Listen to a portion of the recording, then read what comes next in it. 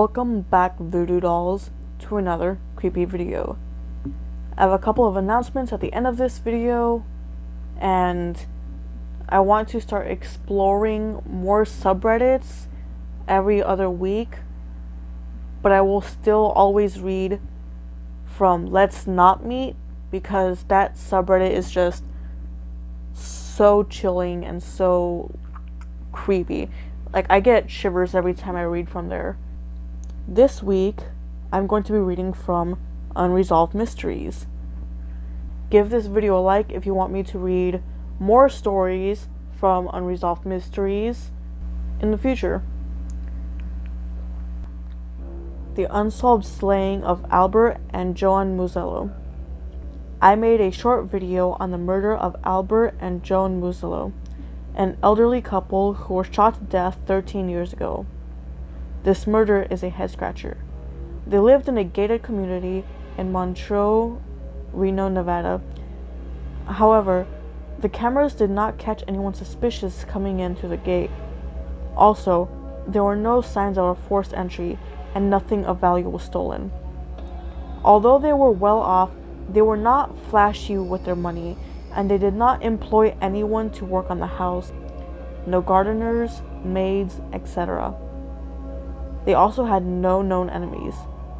The family and the security of Montreux checked out. What makes this case so strange is that detectives say that they have evidence that the Muzellos were targeted. However, the motive seems very unclear. They also hinted that they do not believe the Muzellos were involved in the mob. So what do you guys think? There's a $30,000 reward, and it just seems strange that nobody seems to know anything.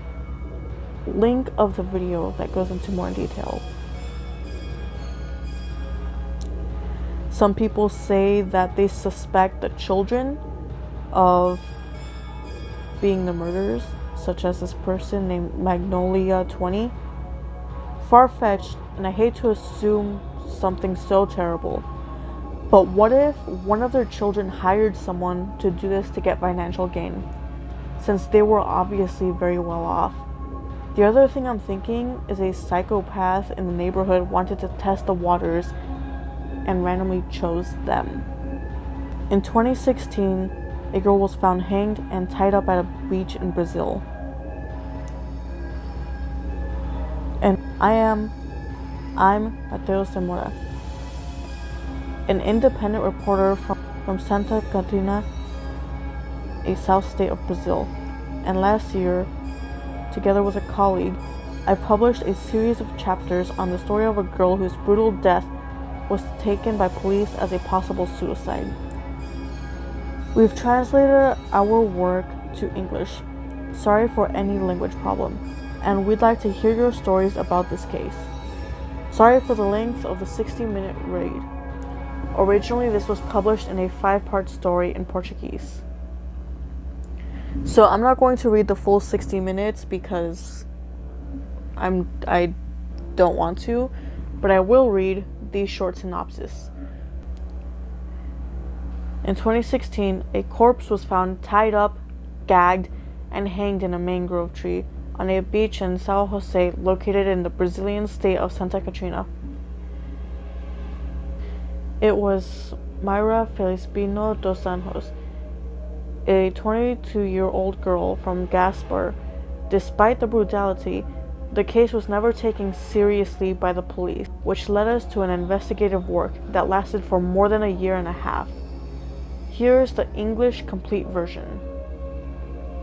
Update. Well, as I promised, I gathered some of the evidence to deny the suicide thesis. The first reason is the origin of the thesis. It comes from a deputy who did not want to investigate the case and clearly wanted to put aside, probably due to problems of money and overwork of the Brazilian police station forces. 2. The beach has 3 accesses. The only one that has a public camera is the one it came in. The second has private cameras, houses, and mansions, and the third is the emptiest camera of all. And it is very likely that only anyone who knows the region knows how to get there and get to the crime scene. The image of the security camera of the neighbor who filmed it happening by the beach at 10 p.m. shows it alone, but without the tools used in the crime. She has legs and wrists tied by tape and fabric that makes 2 layers. The mouth is closed by tape, choking her, and the body is seated in a position which it could escape on pointed roots of the mangrove, which could lead it to uncomfortable pains in the beginning and acute in the end.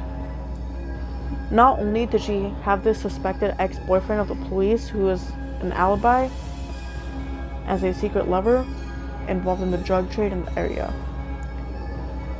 There are no reports of other suicide attempts on her part. The medical examiner, in analyzing the case, denies the suicide thesis. The forensic psychologist denies the suicide. The forensic psychologist, when analyzing the case, also denies and explains she clearly lived in a high level of stress and psychotic crisis, the result of drug abuse in the past and abusive relationship with the ex-deceased. The way her house was left implies that someone actually invaded the window and created a fake scene. The letter we found in a second depth of the calculation for the book that we were writing was not only had by the relatives as old as it was not only the letter we found in a second depth of the calculation for the book we were writing was not only had by relatives as old as it was not only a paper or poem within the Bible. The police clearly took what that was as their thesis. The rope comes from a boat of the region, reinforcing the thesis that whoever committed the crime was a frequent visitor. Reinforcing the thesis that whoever committed the crime was a frequent visitor of the region. In the same week, she had cut her hair and was beautified to find someone. The day before, she bought twice as much marijuana as she bought each week, indicating that she would use it with someone else. And the week before, she had gotten a job, which she had quit on the first day, probably because she saw something that haunted her and made her run away. That is what I remember. Looking for a source or more information on probably one of the most horrific crimes I've ever heard of. Hello there. I'm not exactly sure if this is the right place to post this, but I'm trying to get more information on a terrible crime that I think happened a long time ago, and some of you might have heard the case, and you might know something and help me remember. I briefly read about this approximately 12 or 13 years ago. As far as I recall, it was a Russian edition of the book called Encyclopedia of Serial Killers. I don't have the book anymore, so I cannot confirm if this was actually in the book, or perhaps I could be wrong about this particular book, but I've definitely read about it in some book. So like I've said, I read about it a long time ago, and I might be misremembering some details, but the gist of the crime is like this. It happened way back in Russia during the times when the USSR was still a thing. It could have been in the 70s or 80s, in an apartment building in some town. Some residents decided to call the cops on a neighbor. It was a simple noise complaint, or perhaps animal abuse, because sometimes they could hear noises coming out of their neighbor's apartment, which they thought sounded like a puppy or a dog whimpering. The cops arrive, and they break into the apartment, but they don't find any dogs there. Instead, they find a girl lying in the bathtub, her limbs amputated at the knee and below elbow level, and her tongue removed.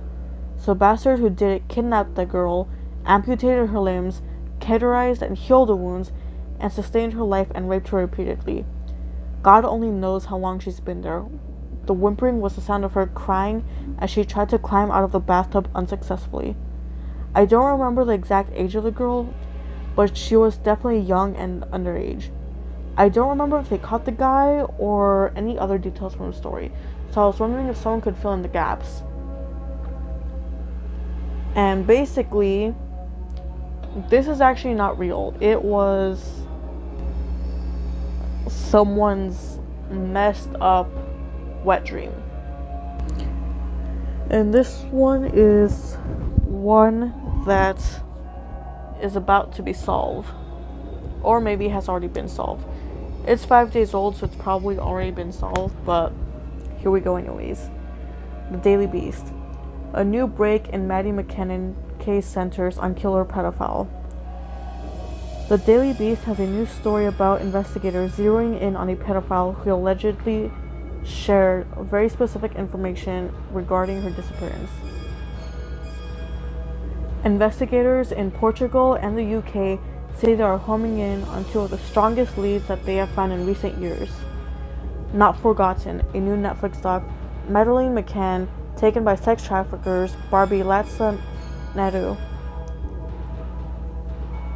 The first lead is a more thorough investigation into German pedophile Martin Ney, who Portuguese authorities have confirmed to the Daily Beast told a prison inmate in Germany something only McKinnon's kidnapper would know. Ney, 48, is serving a life sentence in a German prison for the murder of 3 prepubescent boys between 1992 and 2001. He's also under investigation for the suspected murder of 2 other children whose bodies have never been found and the sexual abuse of a dozen others. He resembles the photo composite released by Portuguese police based on witness account at the time McKinnon disappeared. Ney's lawyer would not confirm to the Daily Beast whether he has been questioned to the McCann affair, but Clarence Mitchell and the McCann family spokesman told the Daily Beast that police had in fact talked to him. It might be him and he fits the profile. He's a known predatory pedophile, he said, and there's a degree of credibility in Ney, but we cannot speculate. For those of you who are not familiar with the case, Madeleine McCann disappeared 5307. We use month, day, year. So we say March 5th, 2007. That's what we say. But they say the 5th of March in 2007 in almost every other country in the world. So I'm assuming that that is the date. So, for my announcements, I am actually going to be releasing my part 2 video in 2 parts because that's how long it would have been had I done it all in one day and decided to do it all in one video. So the uncut video itself is about 30 minutes long. Once I take out all of my ramblings and all of my stuttering and losing where I'm at mentally, it'll probably be shortened down to like 20 minutes, but even still, that's pretty long, and I've only talked about half of the diseases that can be vaccinated against. I'm also going to be recording and releasing a video entitled The Truth About Pedophiles, in which I'm going to be sharing information based on research that I have done, because I see that the MAP community is something that has been brought to light thanks to Ready to Glare and other popular YouTubers who have spoken about the subject of minor attracted persons, otherwise known as pedophiles. And although Ready to Glare has interviewed a pedophile, I just want to bring up some statistics and a personal story of someone that I knew, that I graduated with, who was a pedophile. So I'm going to tell you guys his story, and I'm actually going to be reading straight from the news article. And yeah, I'm going to talk about some statistics, because the thing that worries me the most is the fact that the pedophile that Ready to Glare interviewed said that he worked with children as a summer camp counselor, which I find extremely worrying, because at least 80% of children who are molested or raped knew and trusted their assailants. So I'm just gonna let that sink in for a bit, and yeah. Anywho, if you want to stay in tune for the pedophile video or for the continuation of my anti-vax videos, subscribe. And if you want more of r/unsolved mysteries, give this video a like. And I will see you all in the next video. Stay spooky.